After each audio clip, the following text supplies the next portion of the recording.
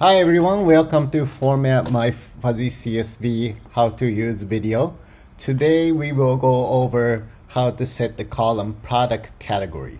Now product category is a very mysterious column that Shopify doesn't require, but it's sort of good to have. Now it's very hard to get your head around it, but basically what product category column is that you have to have it set to certain values. So let's go over to the Shopify documentation. The Shopify documentation says the product category is used to determine the rate at which product is taxed. So if depending on, I guess, different countries, different product categories have different tax rates. So Shopify will use the product category to tax that. Also, if you want to connect the products to, I guess, other vendors, seller systems such as Facebook or Google, then product category is used. Now let's go over the definition of product, and it's pretty mind-boggling to say the least. You basically type in like a type here, and you kind of look. This is the product category. This is a category ID. Now it gives you a GraphQL ID, but what you really want is just the last section after the slash.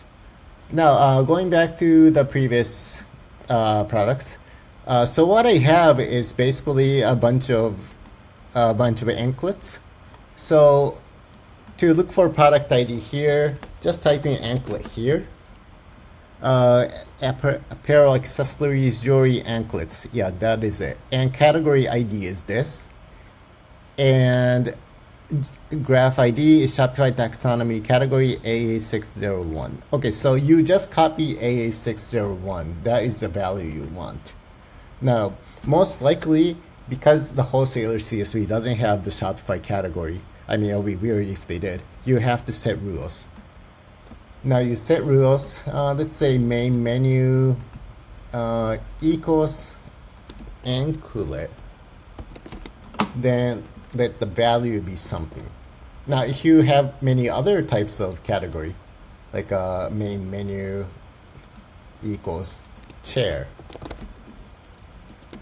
then you can put in a chair category again. Let's see. What was the value? FR7. Then you can put it in.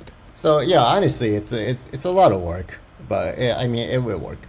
So if you send the mapping here, okay, and then go to bulk import.